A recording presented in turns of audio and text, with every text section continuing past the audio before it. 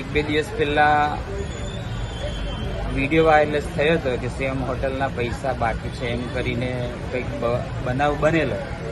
એનું સંદર્ભમાં હું ખુલાસો આપું છું કે હું ઇલેક્શન દરમિયાન લોકસભાની અંદર આપના કાર્યકર ત્યાં આવીને જમી જતા હતા. તો એનું જે કંઈ બિલ હતું 50,000ની આસપાસનું તે જે તે ટાઈમમાં સમયસર આપી દીધેલું છે. પણ પેલો વિડીયો વાયરલેસ થયો છે તેમાં આ બાબતની વાત થયેલી છે તે અમારા એના હાથે કંઈ નિસ્બત નથી. કદાચ એ પોતાના અંગત પૈસા હોય અને એમને કંઈક બનાવીને કીધું હોય એ અમને ખબર નથી. બાકી અમારે એમના સાથે કંઈ લેવા દેવા નથી અને અમારું ચૂકવણું અમને મળી ગયેલું છે. આપણે કેટલું એક બિલ ચૂકવવાનું હતું?